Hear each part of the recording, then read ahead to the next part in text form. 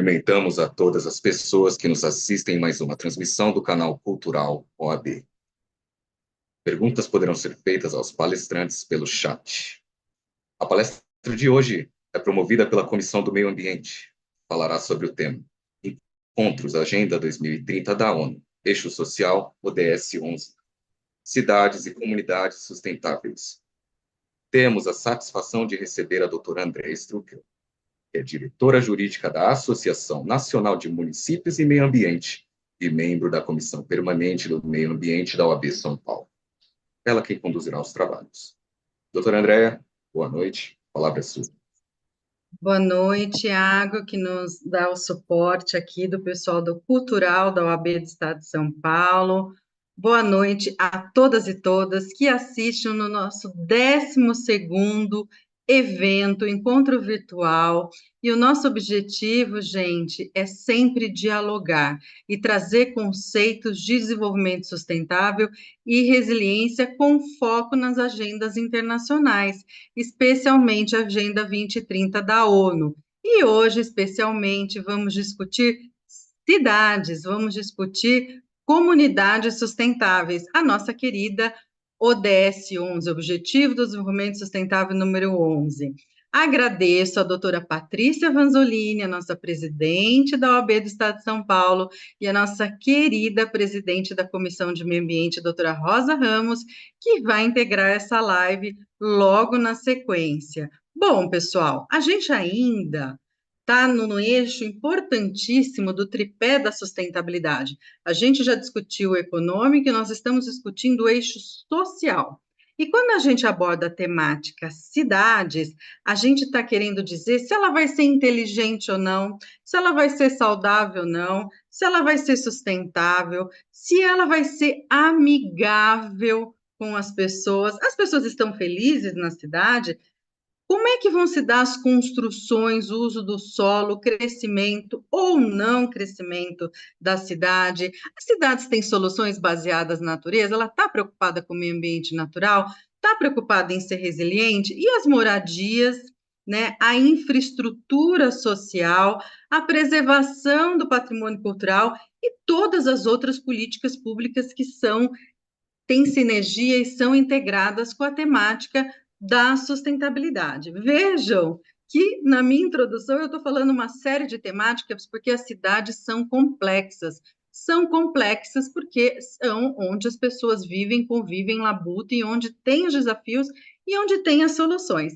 E para discutir essa temática de hoje, me acompanha o coordenador do Observatório de Desenvolvimento Sustentável, Dr. Danilo Oliveira, que está aqui com a gente todas as lives, brilhantemente nos moderando.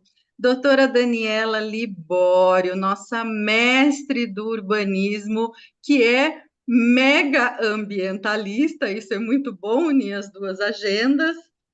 Carol Guedes, que é empreendedora e fundadora, né, e CEO da B-Circle. Vocês vão descobrir já já o que é B-Circle. E também doutora Liliane Saraiva, que acabou de entrar e nós damos boas-vindas. Doutora é nossa colega advogada e vice-diretora da ESA Maranhão. E, desde já passo a palavra para o Danilo, que vai apresentar nossas queridas palestrantes e vai moderar o nosso evento. Danilo, muito obrigada, muito boa noite, a palavra é sua. Muito boa noite, doutora Andréa Struckel. Mais uma vez, muito obrigado pela possibilidade de moderar a nossa 12ª live, que fala sobre o ODS 11. Novamente em público, eu a parabenizo pela construção dessa agenda, trazendo tantos convidados e tantas convidadas tão ilustres, com tanto conhecimento de causa, como as nossas palestrantes dessa noite, né? A cada quinzena, né, a doutora se supera, né, com pessoas que realmente conhecem dos objetivos e das metas tratadas e que conseguem, num curto espaço de tempo, pôr em prática o que foi idealizado no âmbito do AB São Paulo, né, nessa ideia que foi abraçada pela doutora Patrícia Vanzolini, pela doutora Rosa Ramos e também pela doutora Andréa, né, e por toda a nossa comissão permanente de meio ambiente, né, Então, aproveito para saudar a todos os membros de nossa comissão que nos acompanham já desde a primeira live. E apresento, não é? Embora acredite que todos devam conhecê-la, não é? Quem não conhecia ainda não sabe o que estavam perdendo, não é? Apresento a doutora Daniela Libório, que é advogada, presidente da Comissão Especial de Direito Urbanístico da OAB Nacional, conselheira federal da OAB por São Paulo, ex-presidente do Instituto Brasileiro de Direito Urbanístico entre 2013 e 2017, mestre e doutora em Direito Urbanístico Ambiental pela PUC de São Paulo, onde foi professora por 30 anos. Então, percebam pela aparência jovial que a doutora Daniela começou a lecionar muito cedo. Ela que também é especialista em políticas ambientais pela Universidade Castilha-La Mancha e é pós-doutora em gestão de águas para consumo humano pela Universidade de Sevilha, né? Como vocês terão oportunidade de presenciar, muito didática, com certeza nos passará muito conhecimento durante sua fala. Uma boa noite, doutora Daniela, é um prazer tê-la aqui conosco, a palavra está com a senhora. Muito obrigada, Danilo, pelas palavras tão gentis.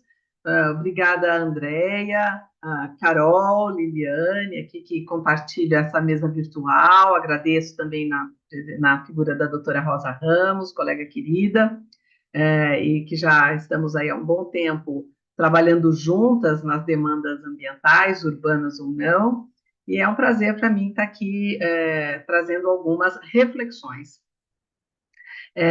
Bom, o ODS 11 parece o ponto realmente fulcral da questão urbana, mas é importante só fazer uma breve ressalva que dos 17 ODS, assim, no mínimo 12 ou 13 se encaixam nas implicações do crescimento urbano atual, contemporâneo, principalmente no século XXI, desordenado, majoritariamente numa expansão de megalópolis, né? O direito não tem conseguido alcançar a velocidade da conformação de organização das pessoas hoje em dia, né?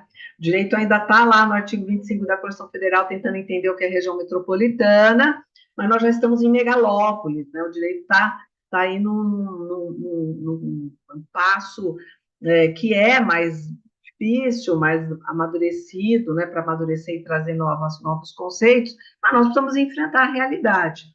Né? O direito urbanístico, ele só consegue sobreexistir e ter alguma efetividade se olhar para a realidade com a cara que ela tem efetivamente e tentar colaborar numa qualidade de vida melhor, que é o que todos nós almejamos nas nossas comunidades.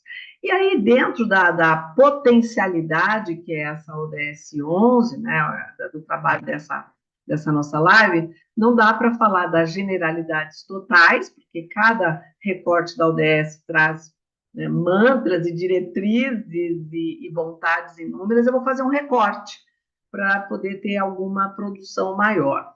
A Andréia já trouxe na breve abertura dela a expansão valorativa que essa ODS traz, as interfaces, mas eu vou fazer um recorte de moradia só para poder ter algum aproveitamento mais efetivo. Então, essa ODS, ela propõe, por exemplo, e eu estou trazendo isso que eu falo exemplificativamente, então não reduzam a ODS a isso, né, é apenas um recorte, que devemos ter moradias seguras e acessíveis, etc. Mas que recorte eu quero fazer? Uma provocação muito séria é a moradia de preço acessível, né? Até 2030. Independente do número 2030, que está aqui há pouco mais de 5 anos à nossa frente, e com todas as problemáticas de uma moradia acessível, que já não só no quesito preço, mas também na questão quantidade, se fosse ofertada, nós não temos quantidade de moradia suficiente para a população específica, e a gente tem que ir fazendo recortes, né, nesse sentido. Então, o que seria preço acessível? Bom, o déficit habitacional ele está centrado nas classes mais baixas, no sentido de resultado econômico, mais vulneráveis economicamente. É ali que o problema da moradia se enfrenta maior, mas o mercado imobiliário e a gestão pública não estão fazendo esse enfrentamento de maneira contundente. Não estão. Não estão. Né? Essa é uma constatação. Né? Podemos pensar motivos, mas não podemos deixar de enfrentar que o mercado imobiliário e o poder público não estão enfrentando quantitativamente a superação do déficit de moradia. Então, o que seria esse preço acessível? Bom, nós vamos pegar as moradias que existem e que estão ociosas, porque existe um volume imenso de imóveis vazios em todas as cidades, principalmente nas capitais e grandes cidades. Vamos pegar estes imóveis, reduzi-lo a preços e ofertar para a população de baixa renda?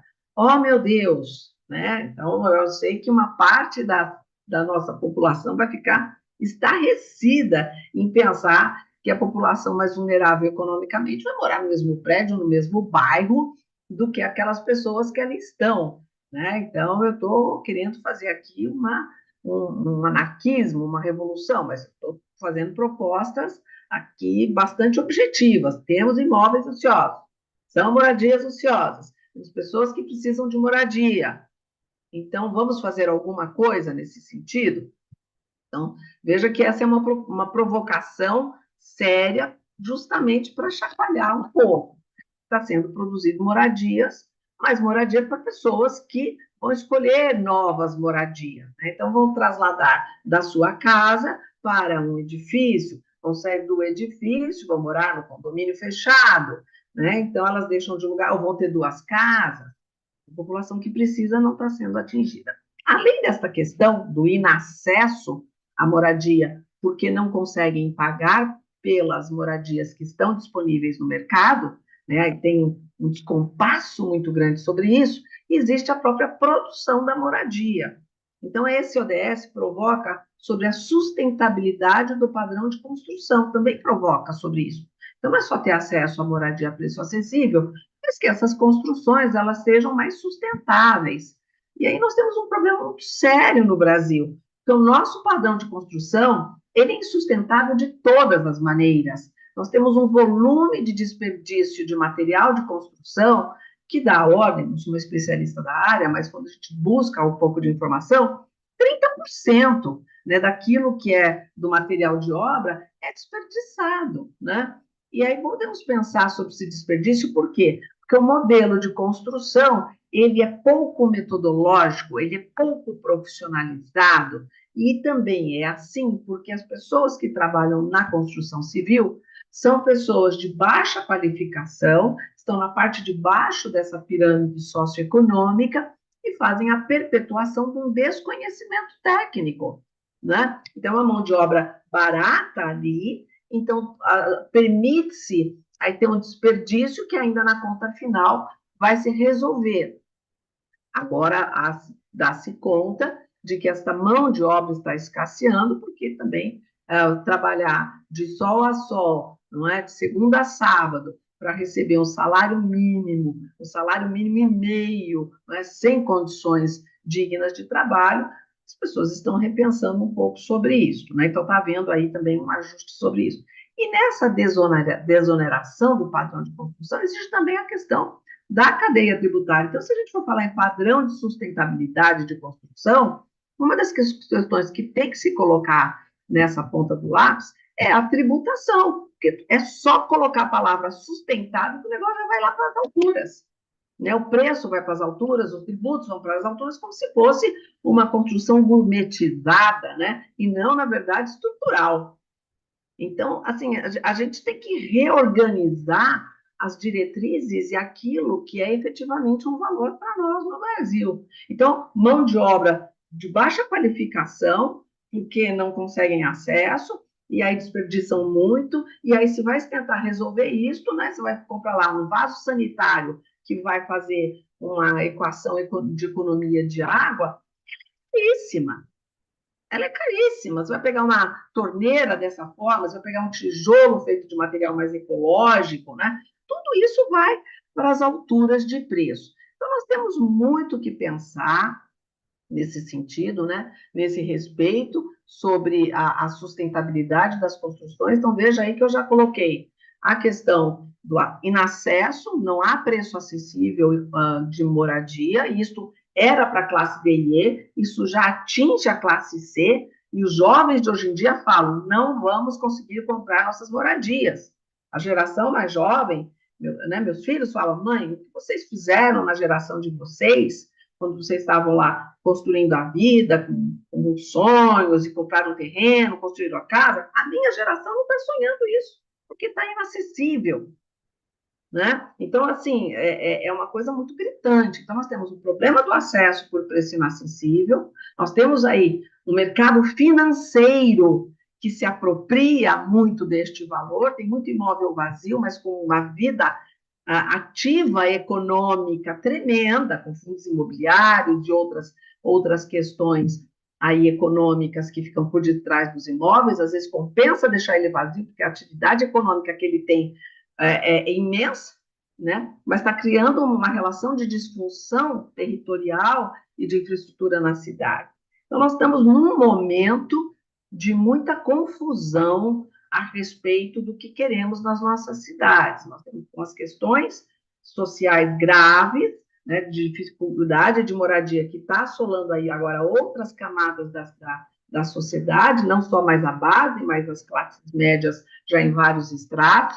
Nós temos uma oneração gravíssima para padrões construtivos que melhorem, nós temos baixa qualificação de quem trabalha na área, né? Então, tem todo um cenário muito complexo para a gente olhar para isso e poder transformar isso no nosso país de maneira mais aí sustentável, né? De forma mais equilibrada, em que, bom, se eu reduzo o custo da obra, eu posso aumentar o salário, porque vai ter mais capacitação, e, ao mesmo tempo, eu não vou gerar tanto resíduo, e, portanto, eu não vou produzir tantos resíduos secos ali da indústria, né? E muitas vezes a gente vê as caçambas que vão jogando em qualquer lugar, qualquer espaço, os resíduos da construção civil, né? Então, assim, a gente precisaria virar isto, né, para fazer uma conta que a gente fala win-win, né, para todo mundo sair ganhando nisso.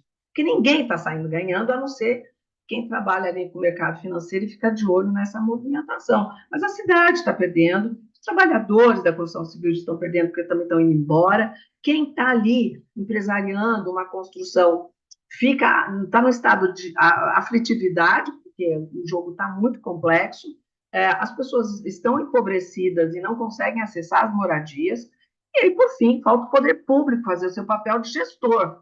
Né? Então, na área urbana, o Estado ele tem que funcionar como gestor, é diferente como no tributário, no penal, que ele dá o comando, qual é o valor, qual é a ordem. Na questão urbana, é uma gestão democrática e o poder público tem que funcionar como gestor dessas vontades e equilibrar a cidade. Então, está faltando todo mundo assumir um pouco o seu papel, principalmente o Estado, e a gente sentar para conversar e mudar estes padrões para que a gente possa se alinhar para caminhar para moradia acessível, segura, inclusive, etc., sustentável, a preço bom, né? Que não tenham tantos imóveis ociosos. Tem centros de capitais do país que tem 50% dos imóveis fechados. Isso não é são, né? Não tem sanidade esse tipo de coisa. Então, assim, a gente precisa sentar, conversar e realinhar, né, para que todo mundo possa sair ganhando com qualidade de vida. Daí vai ter menos produção de violência, de pobreza, de tutela do Estado, um encarecimento que não para nunca, né? Uma conta que não se resolve jamais. Então, eu vejo saídas, estamos num momento muito crítico desta fase, acho que está todo explodindo em todos os lados, e é um momento muito bom para a gente sentar e construir novas propostas nessa área. Então, essa é uma breve introdução que eu faço do assunto, não quero tirar o tempo das minhas colegas de mesa, e fico à disposição para mais uma rodada, se der tempo. Muito obrigada. Nós que agradecemos, doutora Daniela Libório, que fez um recorte muito precioso acerca da moradia, esse direito social importantíssimo. A senhora me fez aqui voltar no tempo e recordar cerca de 20 anos atrás, quando eu trabalhei como chefe de regularização fundiária na Prefeitura Municipal de Praia Grande. Então, alguns dos desafios que a doutora colocou me fizeram voltar no tempo e lembrar do dia a dia trabalhando nessa pasta muito importante. Mas eu vou aqui me furtar a maiores comentários, apenas reiterar aqui os agradecimentos pela fala da doutora Daniela, reiterar aqui toda a minha admiração, né, pelo conhecimento e pela didática, né, pelas atividades desempenhadas pela doutora Daniela, e passarei a palavra para a Carol Guedes, que, como já dado spoiler pela doutora Andréia, ela é empreendedora,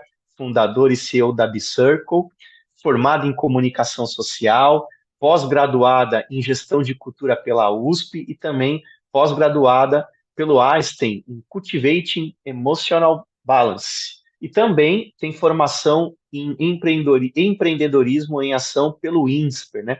Ainda bem, né, Andréia, que as nossas palestrantes deram uma boa resumida aqui no currículo, porque são tantas qualidades, né, que a gente ia ficar bastante tempo aqui só divulgando o currículo delas. Mas é com muita alegria também que eu passo a palavra para a Carol Guedes. Boa noite. Opa, boa noite, boa noite. Que alegria poder estar aqui.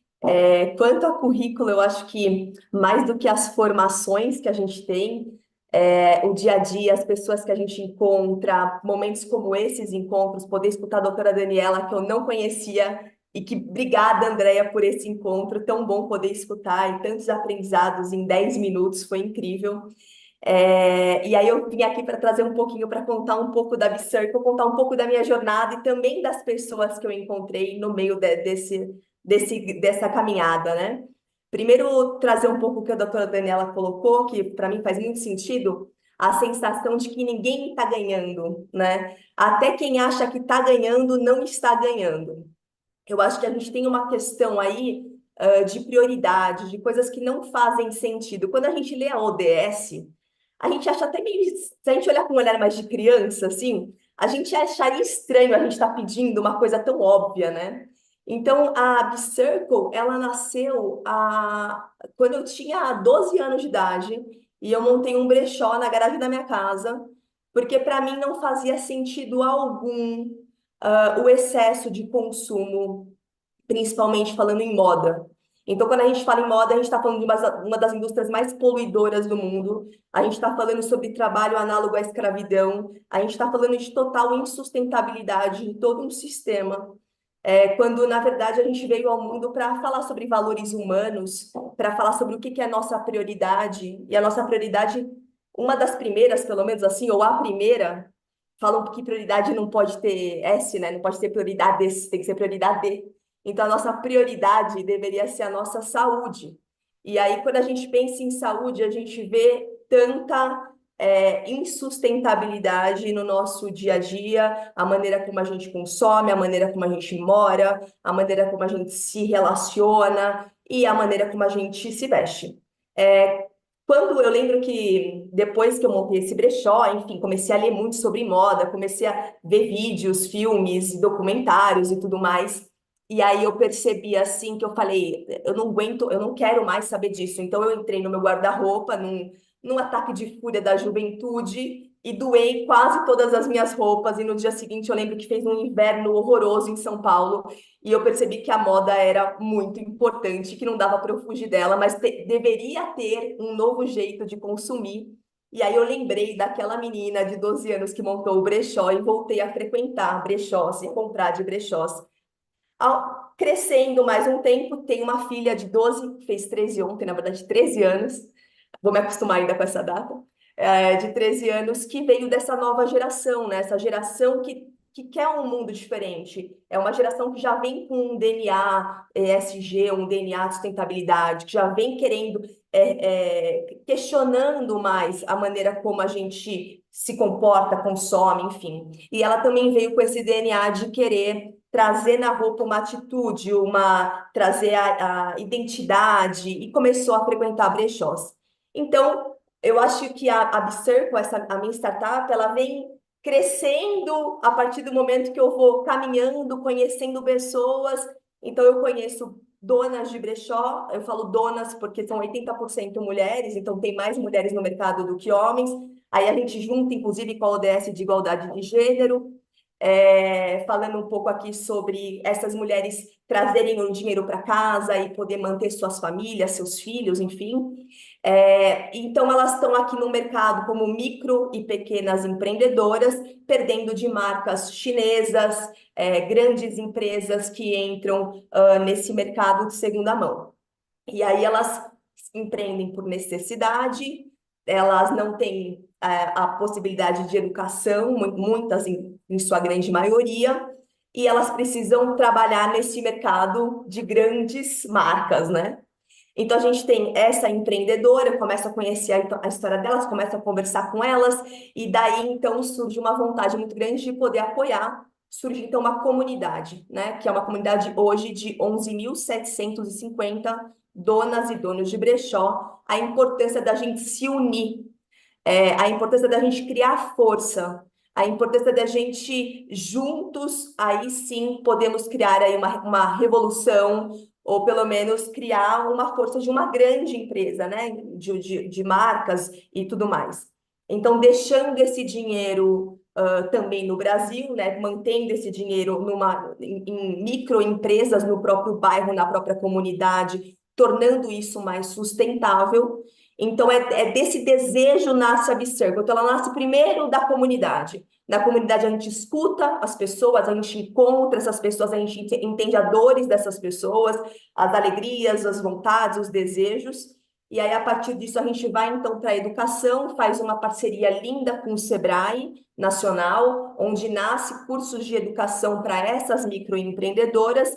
E um terceiro passo, que é um marketplace, que é fundamental a digitalização desse mercado, né? Não dá para ficar na mão de redes sociais. A gente vê hoje, né, as notícias de TikTok sai, enfim, várias redes sociais que saem do ar por N mil motivos. Então, a importância delas terem a sua marca no digital, terem a sua loja no digital. Então, eu trago aqui um pouco o que para mim é a sustentabilidade, né? O que para mim faz sentido. Primeiro, entender os nossos valores humanos, que se a gente pudesse se conectar com isso, né, que a gente já nascesse com esse olhar de eu não vim para o mundo só para me formar ou para comprar uma casa, um carro, um apartamento, eu vim para o mundo para trabalhar os meus valores humanos, né? E a gente começa então a olhar para esse mundo, a doutora Daniela colocou aqui que tem mais casas do que pessoas. É tão absurdo a gente ter que discutir sobre uma temática, é ruim para todo mundo. Então, assim, não tem ninguém ganhando. Ah, mas tem gente ganhando muito dinheiro com isso. Não está ganhando nada com isso a não ser dinheiro.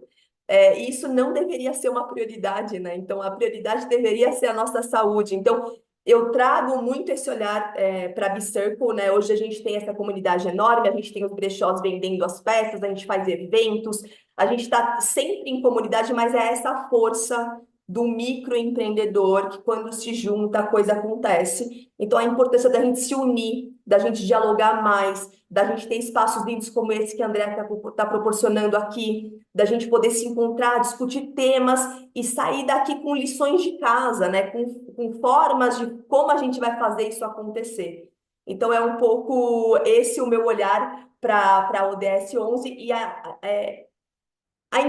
importância da gente se olhar como ser humano, assim, eu acho que é disso que eu quero deixar, se eu puder deixar alguma coisa mais do que, por favor, sigam o Bicircle, conheçam o nosso trabalho, tentem olhar o mundo de uma maneira mais humana.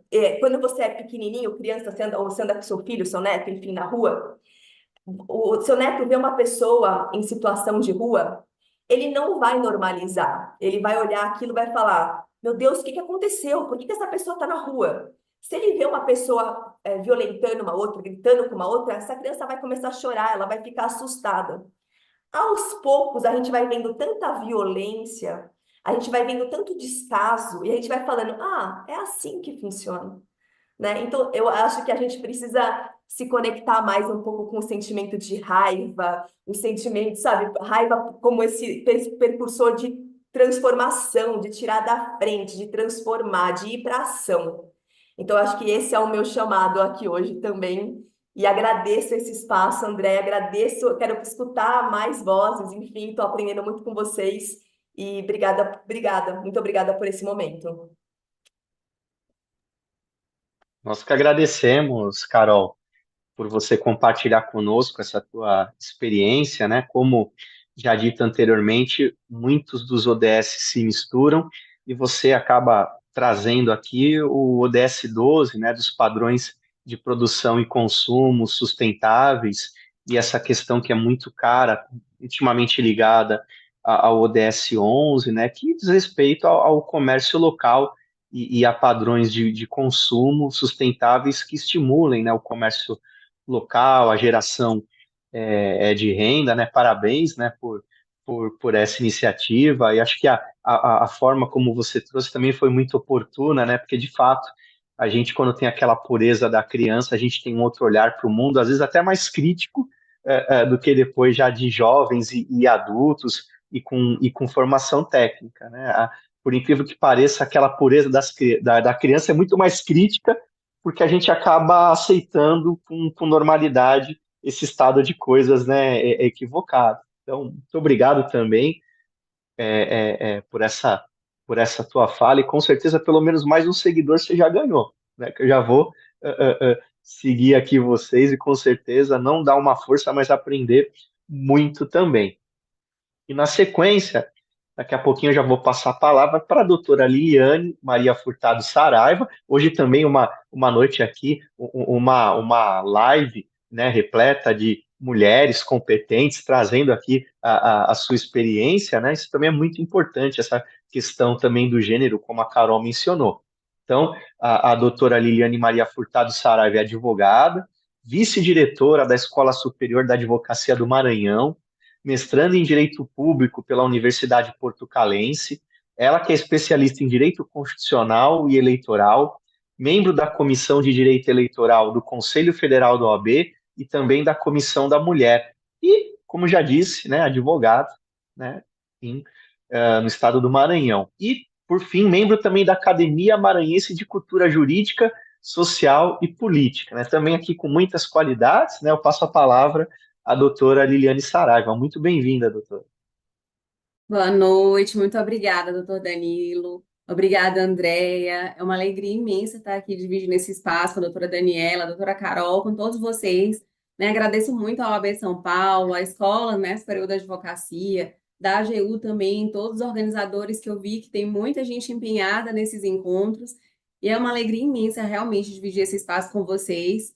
Ter o prazer de conhecê-las, conhecer a todos, né? E, Carol, eu desejo muito sucesso a você. Fico feliz de ver uma mulher empreendendo. Como o doutor Danilo falou, né, eu faço parte da Comissão da Mulher e da Advogada aqui, então uma das nossas diretrizes é dar apoio a essas mulheres empreendedoras. Então, aqui a gente compra livro de autoras, a gente compra as roupas em lojas de mulheres, vai em brechó, faz doação, e é ajudando uma outra que realmente nós vamos um dia conseguir a equidade, né, conseguir o nosso estar onde nós devemos e podemos e queremos estar. Então, fiquei feliz demais em conhecê-la aqui, desejo muito sucesso. Agradeço também rapidinho a doutora Rita Nolasco, encontrei com ela aqui no Maranhão, no início desse mês, na Conferência Estadual da Advocacia do Maranhão, e na oportunidade a gente discutir exatamente sobre os ODS.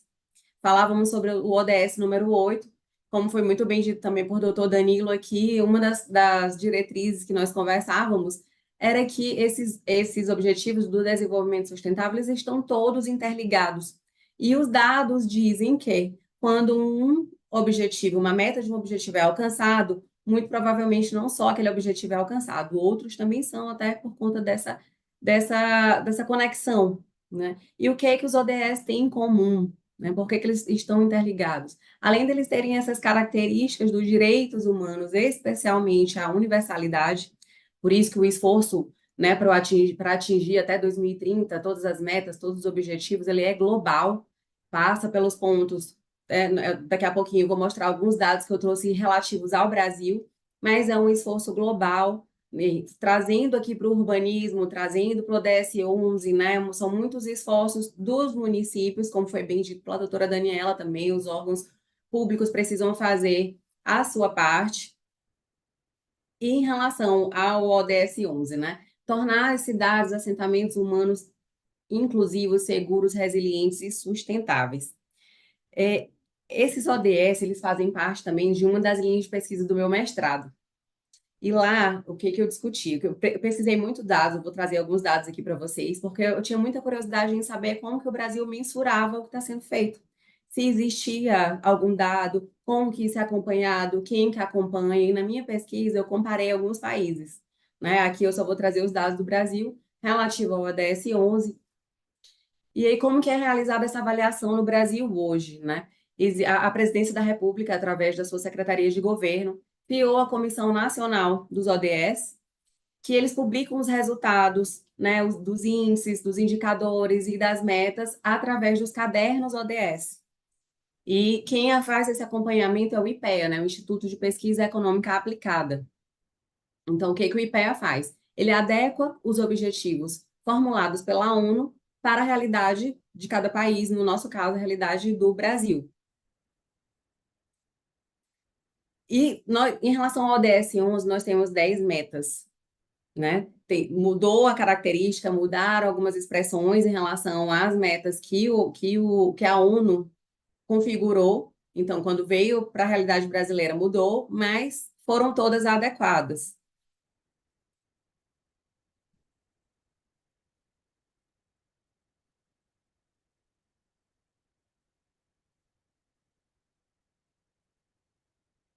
Esses cadernos, eles começaram aqui, na verdade, o Brasil, ele é um dos países, alguns dos poucos países que existem esses dados de forma organizada. Como eu falei, eles são publicados, né? Os ODS surgiram em 2015, então a partir de 2016 começou o acompanhamento no Brasil. Até onde eu fui na minha pesquisa, os últimos dados são de 2019, então não temos dados recentes a partir de 2020. Mas peguei a publicação desses cadernos e aí fui ver a situação de cada indicador para cada meta. E ao final, né, tive, além da conclusão que o próprio caderno, o próprio IPEA traz, eu verificando, comparando dado a dado, cheguei também a algumas conclusões. Esse sistema urbanístico ele foi discutido já anteriormente, né, antes desse ODS 11, desde do ODS desde os Objetivos de Desenvolvimento do Milênio. Só que essa questão urbana era um pouco deixada em segundo plano naquela época. E quando era falada muito sobre a inadequação habitacional, que já foi dito aqui. Hoje, estudando um pouquinho os indicadores, eles não só trazem essa questão de habitação adequada, de valores, mas também falam sobre sistemas de transporte seguro, sobre o patrimônio cultural, sobre a qualidade do ar, sobre inclusive gestão de resíduos, que não tem como falar de habitação, de saúde, sem falar desse controle, dessa gestão de resíduos, o que é que a gente faz com o que a gente produz, né, Carol? Por que a gente produz tanto? Por que que hoje os nossos jovens, doutora Daniela, não conseguem ter a sua habitação, não conseguem pensar em conseguir a sua própria casa, porque os padrões são outros, né? A forma de construção é outra, e realmente ninguém ganha com desse descompensamento, né, dos recursos, não tem como falar em construção sem falar em sustentabilidade, então realmente está tudo conectado. E aí, trazendo aqui a meta 11.1, né, que fala sobre garantir o acesso à moradia digna, adequação e preço acessível, o resultado é que na região norte, principalmente na região norte e nordeste, mas mais ainda na região norte, a proporção de pessoas vivendo em domicílios precários ou domicílios com ônus excessivos de aluguel é bem maior. E o que que acontece? Por que que o Brasil tenta pelo menos controlar esses dados? Porque o resultado da aplicação dos indicadores para atingimento daquela meta, ele é revertido ou deve ser em políticas públicas aqui no Brasil. Nesse caso, o que quer demonstrar? Aonde que precisa aí eu falo governo como um todo, município, né, municipal, estadual, federal, onde que precisa de investimento daquele governo? Nesse caso aqui na região norte e nordeste, vai precisar de um plano de governo, de políticas públicas que atendam, né, essa parte da população. Então, essa é a maior importância de existir esses dados. Por isso que, inclusive, a ONU, em várias manifestações, parabeniza o Brasil por pelo menos tentar, né, implementar essas metas aqui no Brasil e ter esse índice comparativo. e demonstrar, porque vocês vão ver ao final que, além do que já existia no Brasil, quais são as políticas que são pelo menos pensadas para poder atingir aquela meta. A meta 11.6, que fala muito rapidamente, eu vou resumir aqui, porque são, né, 20 metas, como eu falei aqui para vocês, 10 metas com vários indicadores, e aí não tem como tratar de cada uma. Mas a 11.6, que fala de reduzir impacto ambiental negativo per capita das cidades, melhorando os índices da qualidade do ar e de gestão de resíduos sólidos, né?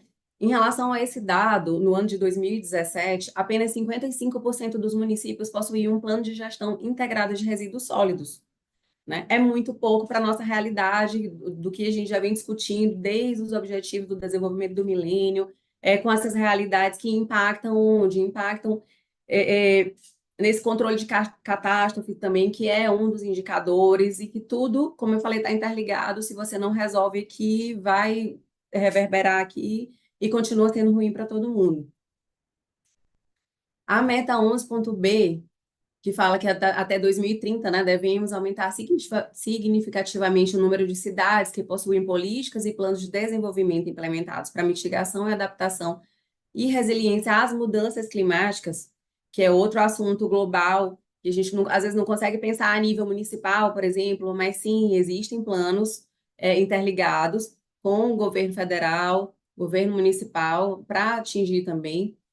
O que esse indicador indicou, né? O que foi que o resultado do IPEA trouxe em 2017 também, que pouco mais de um terço dos municípios, né, era 34%, adotavam ações ou instrumentos de gerenciamento de riscos, né? Isso é muito sério.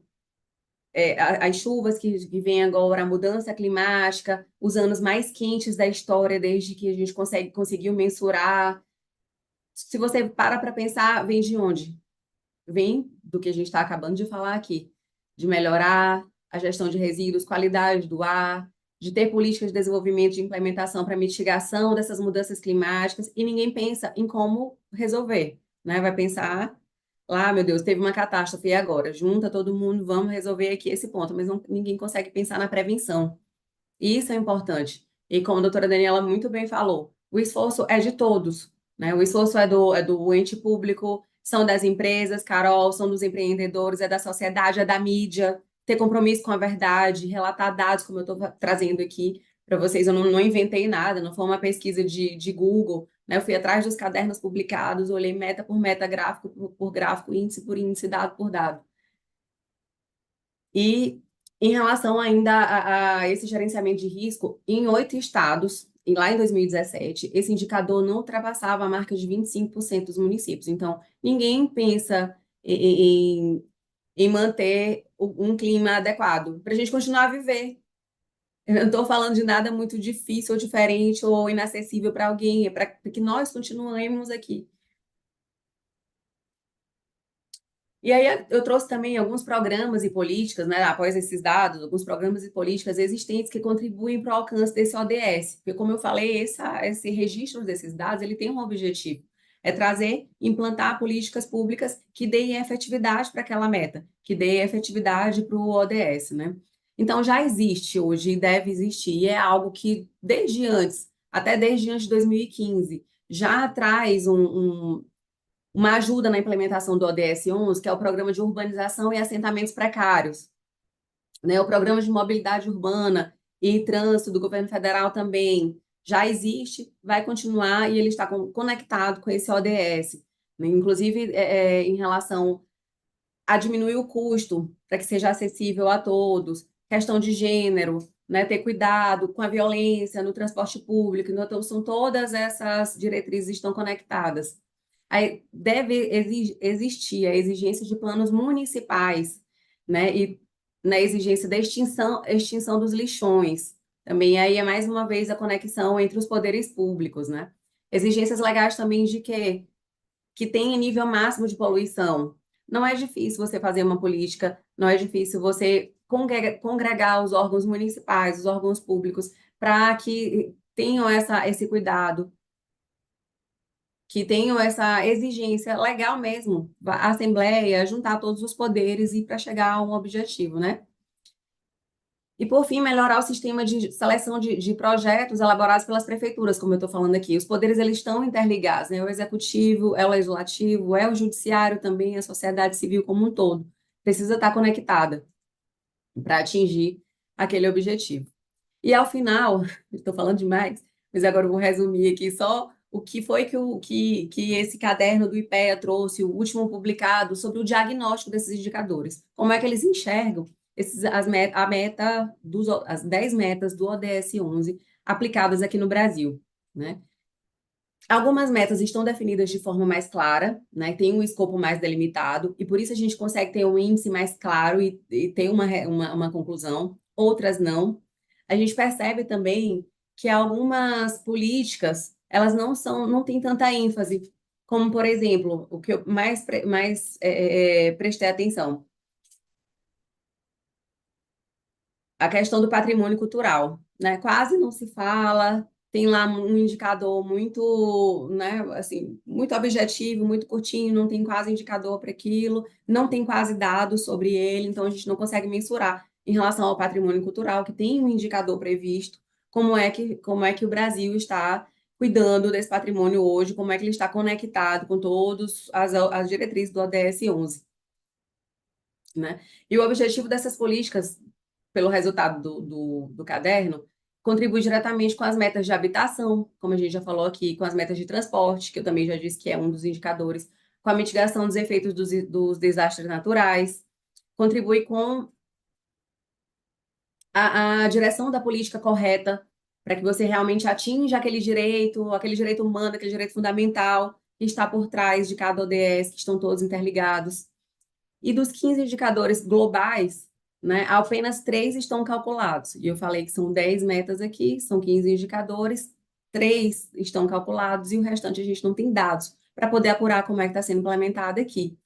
Então, o maior desafio em relação ao ODS 11, que não é o mesmo desafio em relação ao ODS 8, que é o tema da minha pesquisa de mestrado, como eu falei para vocês, mas é nessa coleta e organização dos dados, a disponibilidade dos dados necessários para a gente poder comparar o avanço do Brasil em grande parte das metas do ODS 11. Em relação fazendo uma comparação só do 8 com o 11, o 8 eu tenho dados para quase todas as metas, eu tenho indicadores e dados para quase todas as metas, no 11 eu quase não encontrei. E está muito claro na publicação do caderno.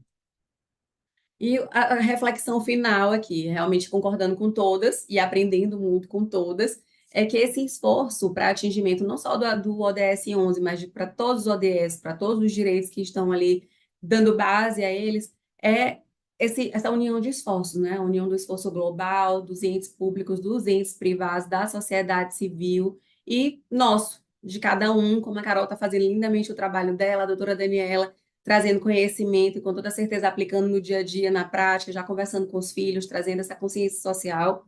Então, o papel é nosso também. Quero agradecer mais uma vez essa oportunidade de conversar e aprender aqui com vocês. Um abraço, estou à disposição. Muito obrigado. Obrigada, doutora Liliane. Eu vou pedir só para o Danilo deixar fazer só uma costuradazinha, né? Porque quando a gente está falando de cidades, a gente está falando da agenda municipalista, né? A doutora Liliane colocou todos os dados técnicos do IPEA.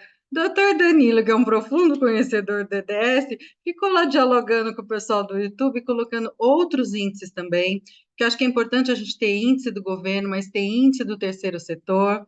É bom a gente acompanhar, porque indicadores e metas faz com que a gente exerça a nossa cidadania urbana, a nossa cidadania ambiental. Agradeço aí, doutor Danilo. Muita gente perguntou, Carol do B-Cerco, queria saber qual era o endereço. O pessoal do canal Cultural colocou também para o pessoal do YouTube poder conectar vocês lá, mas vejam que interessante, né, o nosso encontro de hoje. Doutora Daniela coloca a questão da moradia. A questão da moradia tem tudo a ver com o impacto econômico também, porque o mercado imobiliário não pensa, na maior parte das vezes, nem na coletividade, nem no meio ambiente. Como qualquer empresa, pensa em ganhar dinheiro. E qual é o grande público hoje das expansões urbanas e das edificações? Acumular renda através de edificações, é uma prática do mercado recorrente. E se o poder público não intervém, como a doutora Daniela está clamando aqui para nós, essa prática fica perversa. Nem os filhos da doutora Daniela, nem a minha Sofia, nem ninguém, nem a filha de 12 anos da Carol vai ter dinheiro e vai ter condições de ter um bem para se morar e poder ter aí qualidade da vida nas cidades, né?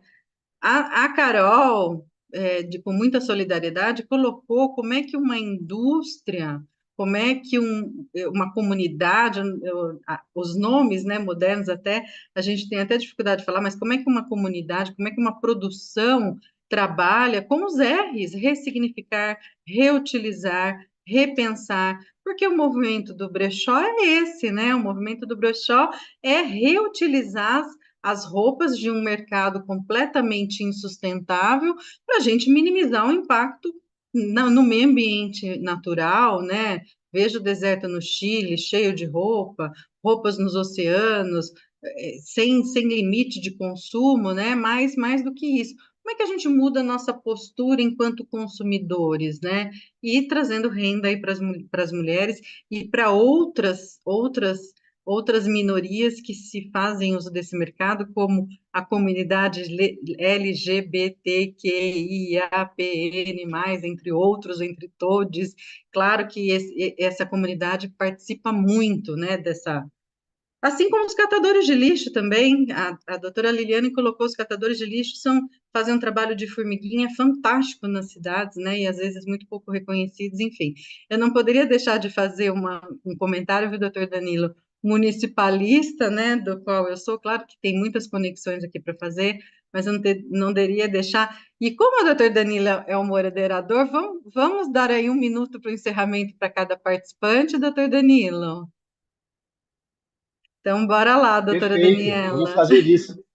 E aí fica o fechamento contigo.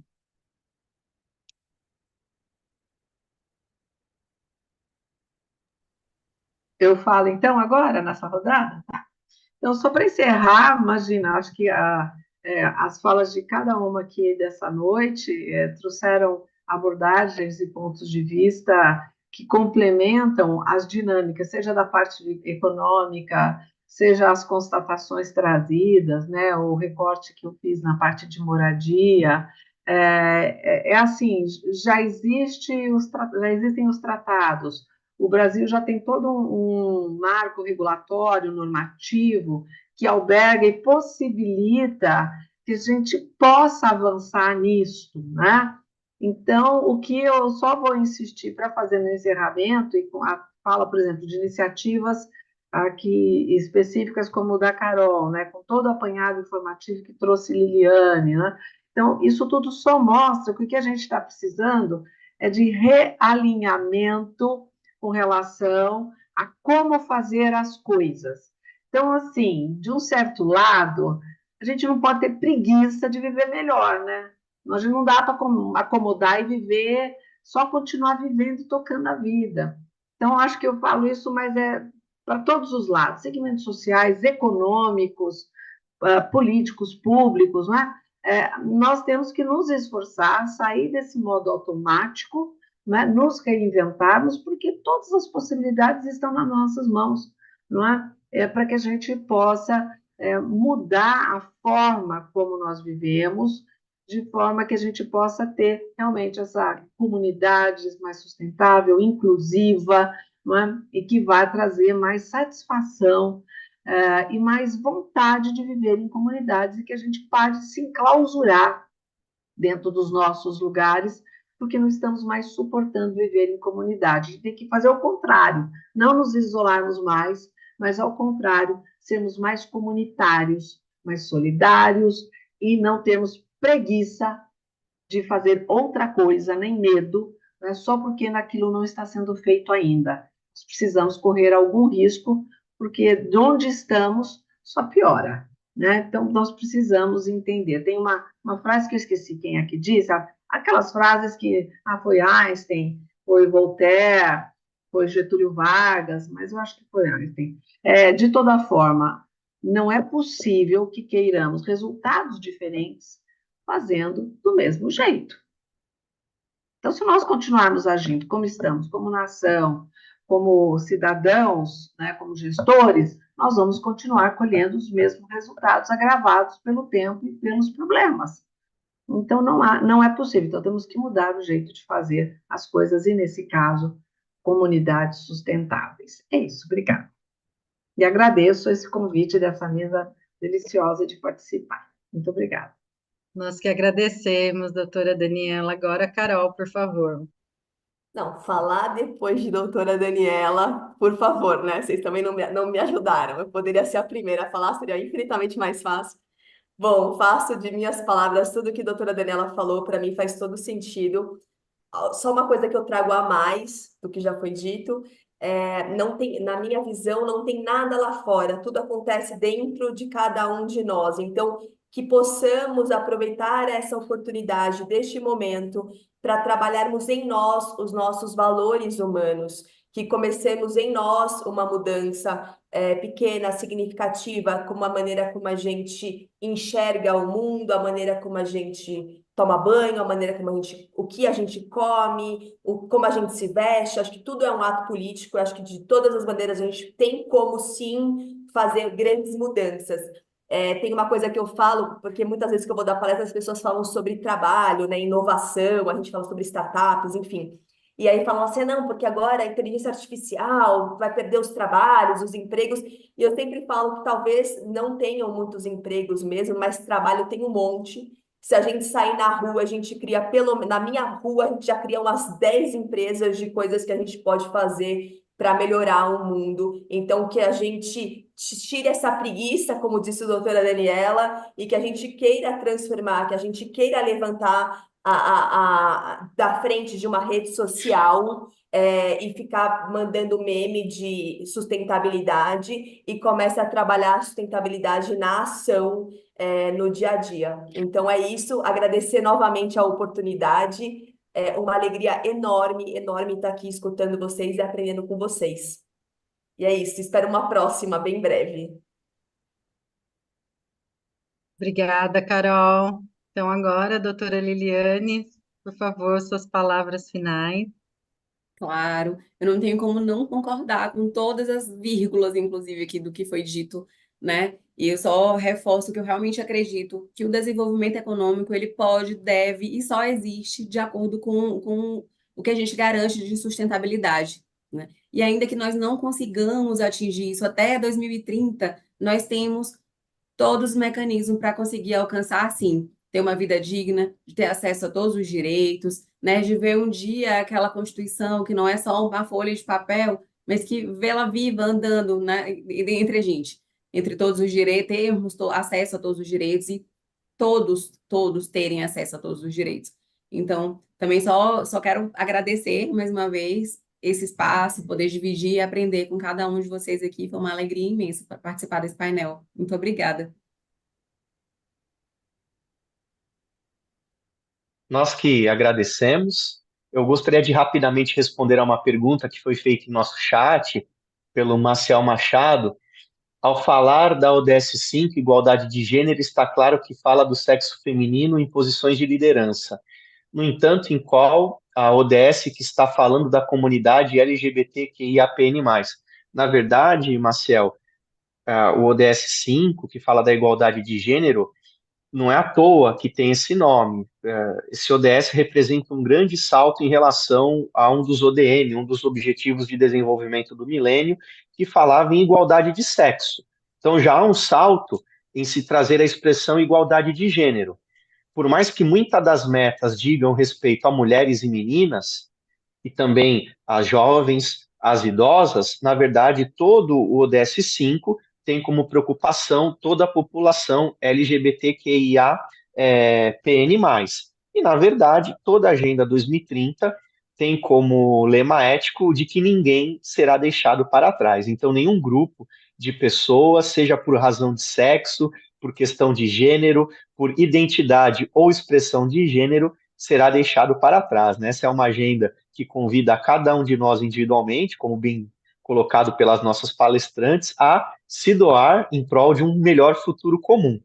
E, nesse sentido fraterno, solidário, fica aqui o convite para a nossa próxima live, que será no dia 13 de maio, segunda-feira, sempre às segundas-feiras, a partir das 19 horas, aqui no YouTube do Cultural OAB. Então, mais uma vez, eu agradeço as nossas palestrantes, agradeço a doutora Andréia, agradeço a todos que nos acompanharam ao vivo e que também depois nos assistirão pelo YouTube. Então, muito obrigado e até uma próxima. Obrigada, boa noite.